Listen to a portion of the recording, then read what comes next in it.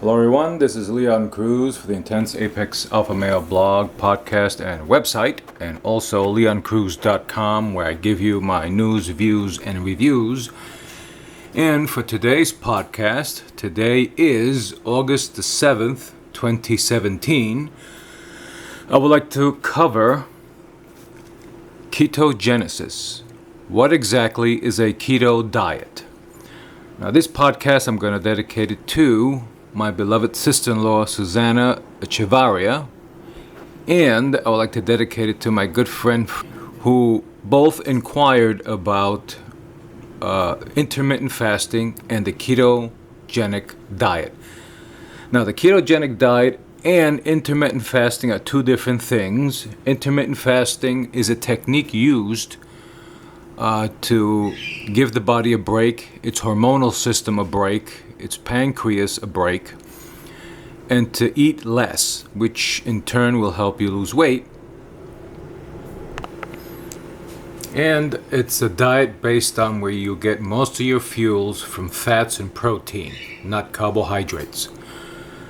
Now, when a person is working on losing weight, we've been told that the less calories you take in and the more energy you expand, the more weight you will lose.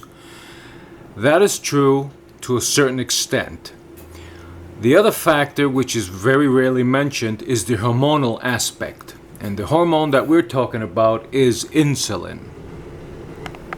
Unfortunately, insulin, whenever you eat carbohydrates of any kind, whether it's from starches like rice, bread, potatoes, or sweets, or even fruits of various kinds, specifically tropical fruits like pineapples and bananas, you will spike your insulin level.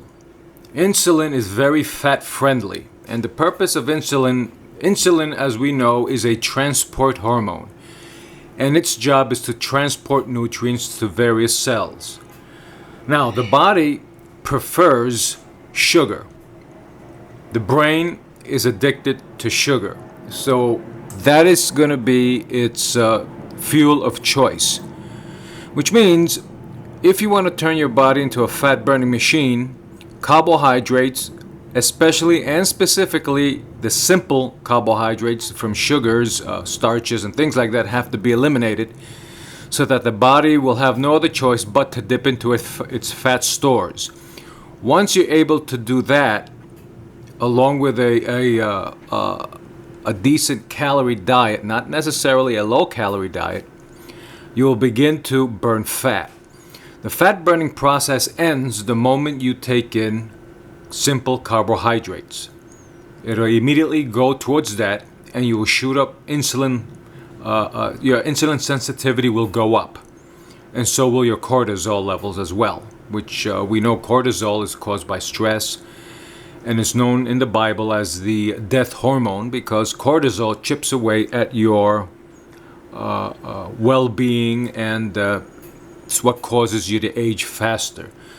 The goal here is to lower your insulin level by changing your macros, specifically sticking to protein and fats, and eliminating carbohydrates.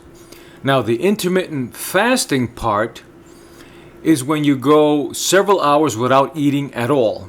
For example, let's say your last meal of the day is at 6 in the evening. You'll be fasting from that point on to the next day when you get up in the morning. Let's say you get up at 6 in the morning. That's 12 hours. But you do not break the fast until 10 o'clock. That will give you a 16-hour fast period. The purpose of fasting is so that you can give your body a break, and your hormonal system a break.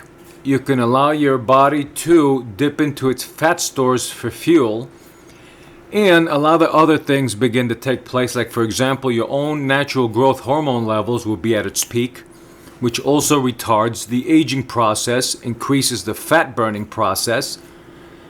Okay, what happens is the moment we eat any type of food, the pancreas starts to release insulin.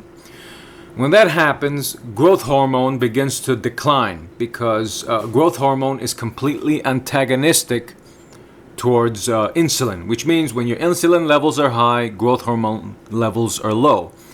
When your growth hormone levels are high, insulin has to be absent. It cannot be in existence while that's going on. That's the purpose of the fasting.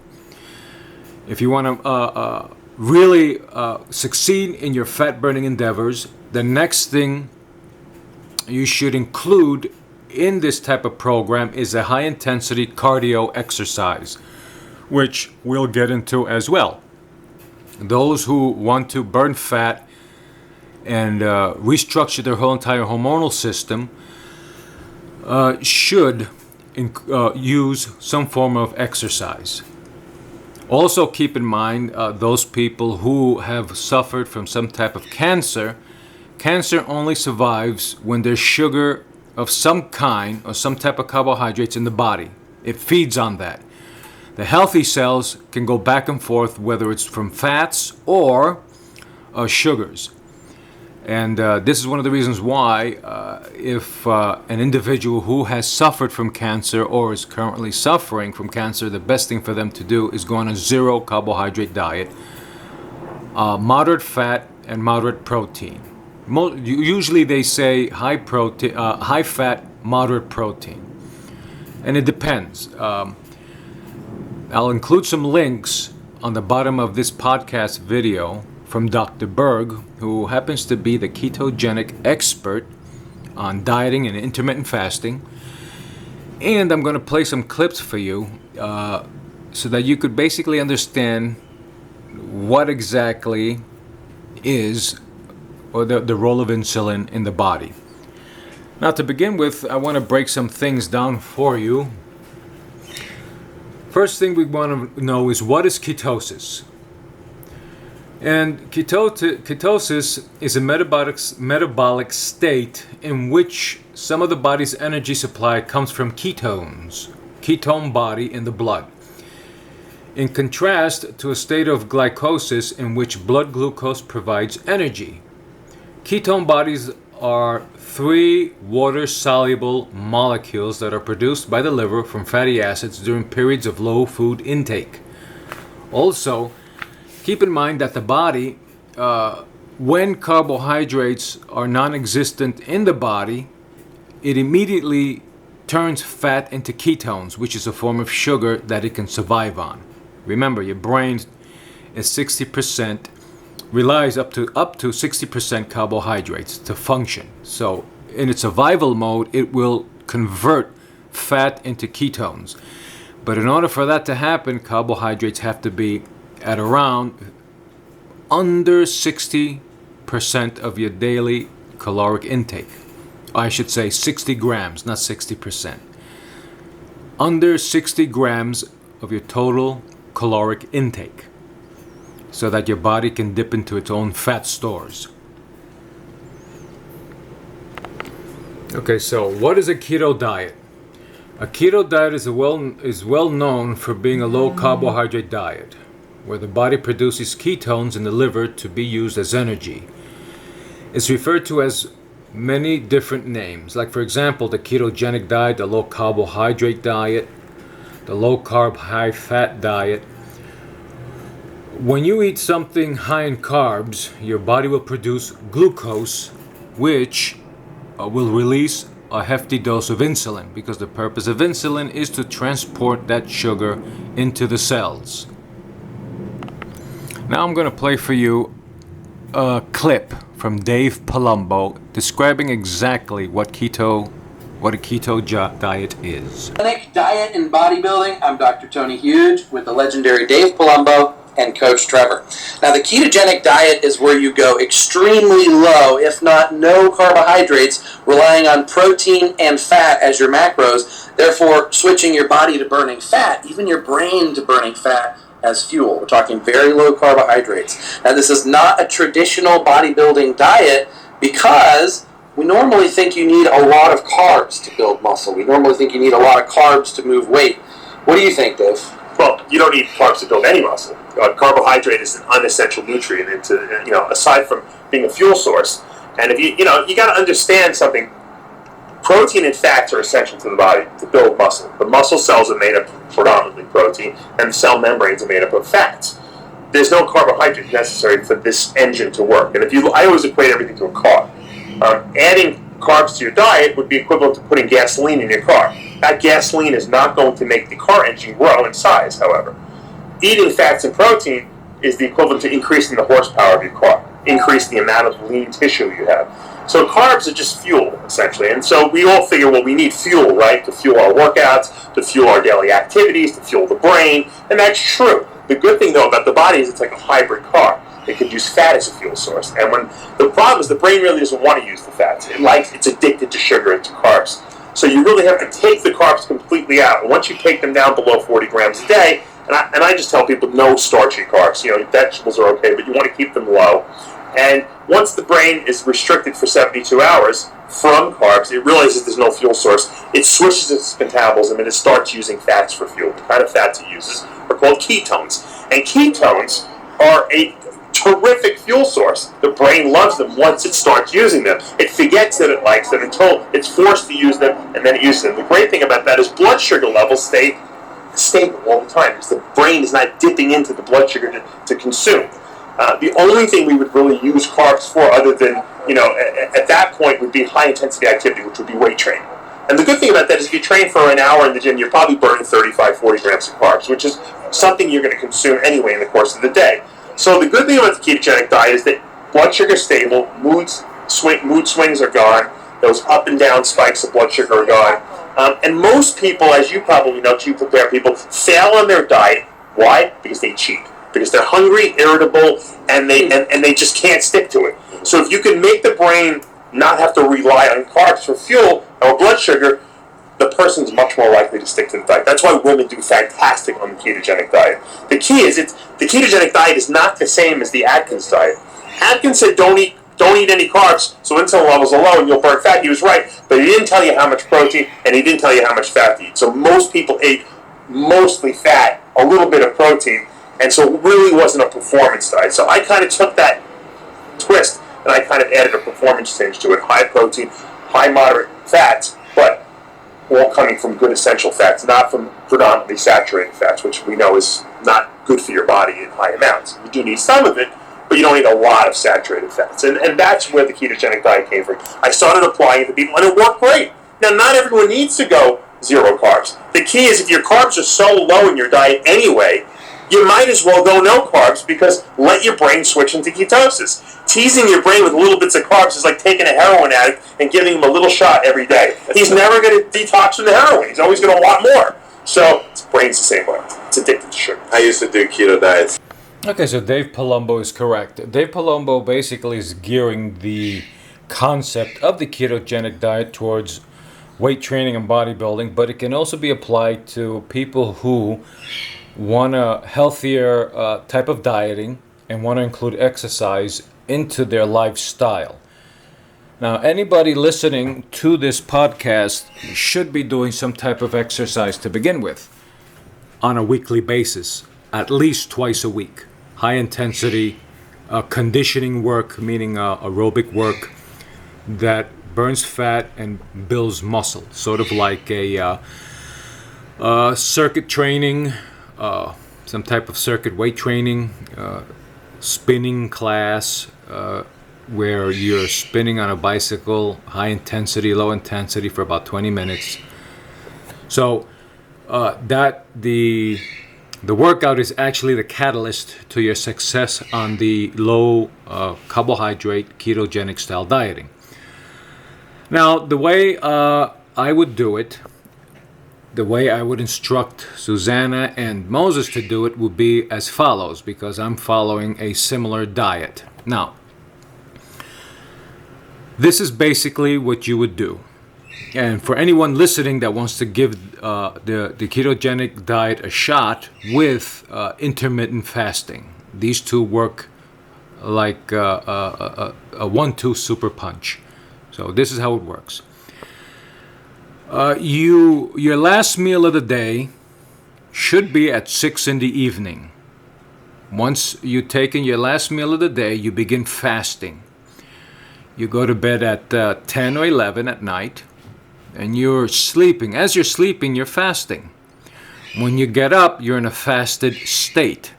You do not break that fast until 10 o'clock. The purpose for that is because you want to get in at least a 16-hour fast before you eat anything. Now, once you've accomplished that 16-hour fast, which should end at 10 o'clock in the morning, that'll be your first meal of the day. So you have between 10 o'clock in the morning to 6 in the evening to get in at least 3 meals. Now, your meals should consist of high protein and high fats. For example, once you break your fast at 10 o'clock, you will have, let's say, 3 eggs with the yolk, hard-boiled or scrambled, a half of avocado, and several strips of bacon. If you notice, that type of meal contains no carbohydrates. It's all protein and fats.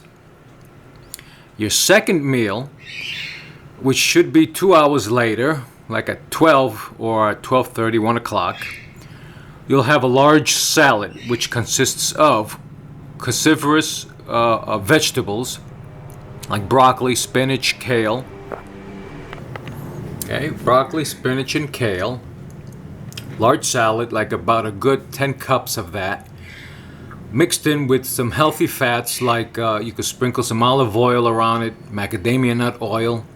You can have another portion of avocado, and also put broiled chicken breast mixed in with that salad. That would be your second meal. Now your third meal, which is your last meal of the day, which you should have like around 3 or 4, but no later than 6 o'clock, because after that last meal you're going to begin your fast. You should have some tuna fish mixed in with some olive oil / mayonnaise, and some a leafy type of salad along with that, and some coleslaw. Another thing you should include in the diet is water mixed with this unique specific type of salt. It's pink, and it goes by the name of the fine Himalayan pink salt. And what you do there is you sprinkle a little bit of that into your bottle of water. The purpose for that is to get all those minerals and salts into your body. Because on this type of diet, you'll begin to shed a lot of water to the point where many of your muscles will begin to cramp up. And to prevent that from happening, salt is required to pull all that water back into your system where you want it. One of the things that I do, which I want to share with you, is called a meathead lemonade drink. Now, I got this from Joe DeFranco, who's a top-of-the-line sports trainer, and he trains a lot of the wrestling superstars and wrestling football players and all kinds of athletes. And basically what you do is you take 2 to 3 lemons, you juice them, put them in your shaker bottle, take a pinch of the Himalayan pink salt in there, and then take an artificial sweetener like Truvia, which is an alcoholic type of sugar alcohol, which the body does not render like regular carbohydrates. Take like about 3 packets of that, and then in there you put in you fill the rest of the bottle with spring water, shake it up, and zip that throughout the day. This drink will will hydrate you in the proper way by putting in your salt, the proper amount of salts, potassium, and all the minerals back into your body, and will help the fat burning process. It's a nice drink. You got to get used to the taste, because you do taste the salt a little bit, but it's a really good drink. And I would make like half a gallon of that and drink it throughout the day and have it with my meals. So basically what I just described to you is three meals.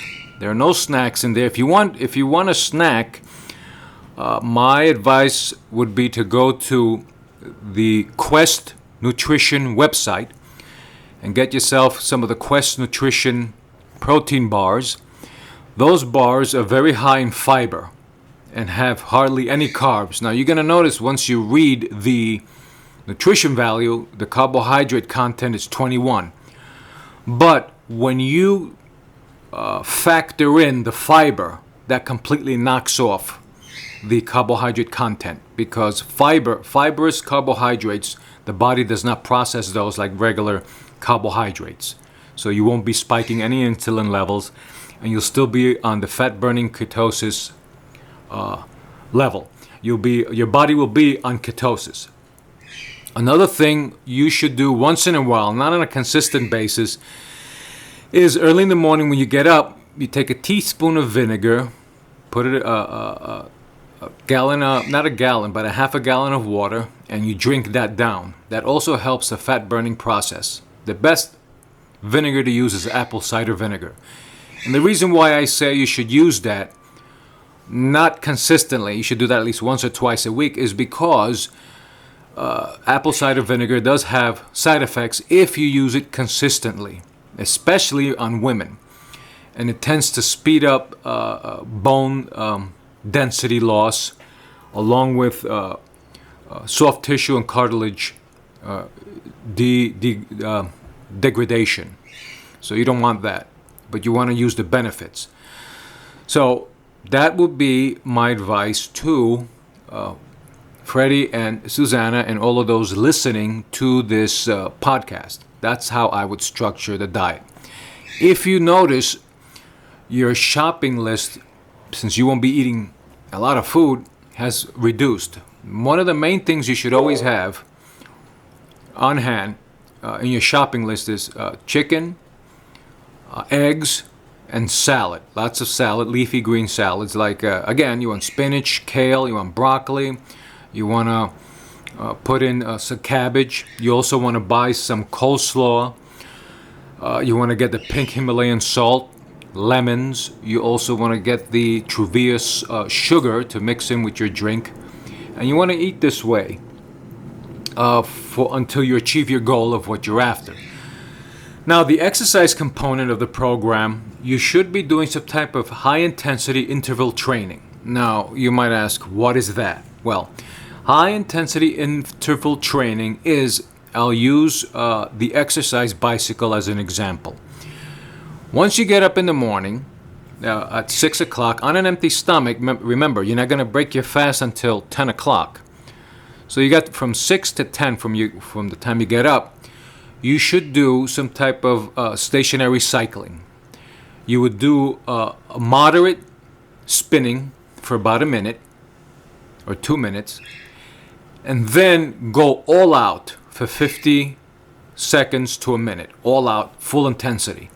After that, you go back to coasting. So you're going back and forth from coasting to all out sprinting, back and forth. And you're doing this for about anywhere from, if you've never done this before, I advise you start with a 10-minute high intensity interval.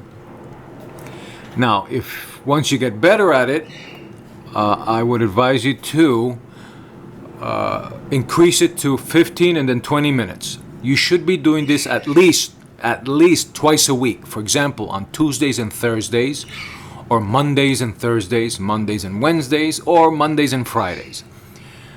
And in the middle of the week, you should take advantage and go for long walks. Walking also helps your body burn fat once you're on a ketogenic / intermittent fasting type of diet. So that's my advice. I'm currently following a diet like this with some slight changes, only because I train up to twice a day for bodybuilding purposes. And believe me, this diet does work. Now, as you go along, you're going to notice that there's some things you have to fix as you go along, because you don't want to get headachy or dizzy or anything like that. So at times, like in my case, the calories have to be increased. But the calories won't pack on any fat, only because carbohydrates are absent. Once carbs are absent, the body's going to dip into fat stores. So that destroys the old concept of you eat low calories, you lose weight. That's not true. What happens is when you eat low calories, your body goes into survival mode and tries to hold more fat. once carbohydrates are present. Now, if you increase those calories, but take away the carbohydrates, your body has no other choice but to go into its fat stores. So that's how the body operates. It has no other choice. You're giving it no choice but to go into its fat stores. Now, I have some notes over here with some links that I will post. I will post a lot of the information. Now, we've been taught as kids, the dietary guidelines for the Americans recommends that carbohydrates make up 45 to 65% of your total daily calories. So if you get 2,000 calories a day, between 900 and 1,300 calories should be from carbohydrates. This is what the government believes with the food pyramid. They believe in stuffing you with all these carbs. And it's been known that carbs at a high extent cause cancer. Cancer thrives on carbohydrates. When carbohydrates are absent, your body has no other choice but to survive on its fat. Very important. Now, with that being said, we just learned from Dave Palumbo, though, actually, we really don't need carbs because it's a non-essential nutrient. It's a fuel source, but that's basically all it is. And the body can survive on protein and fats as a fuel source. Your body will function much better. You'll constantly be in a fat-burning state. If you're suffering any ailments, that'll be corrected. If you include exercise into your program, you'll become more efficient. Your body will become more efficient. You will no longer have a cloudy mind. You'll be able to think more clearly. So the government recommends that we take in more carbohydrates than anything, and that has been proven to be very faulty. Anything government tells you, take with a grain of salt. Don't don't put much value into what they say. So with that being said, please remember to subscribe and like this podcast video. This is part 1 of the ketogenic diet. I'm going to continue to keep you posted on new developments that take place. Also, I'm going to include a video with a food list on the description below. So I hope this video and these instructions will help you out, especially and specifically my sister-in-law and my friend, Susanna and Moses. And listen to this video again with a pen and a pencil and paper. Take some notes. And if you have any questions, you can email me or call me.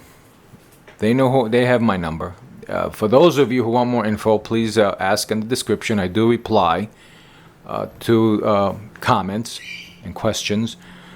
And please leave some nice comments. Anything stupid will be deleted. So I'm talking to the normal people out there. The idiots know who they are. Until then, God bless you all.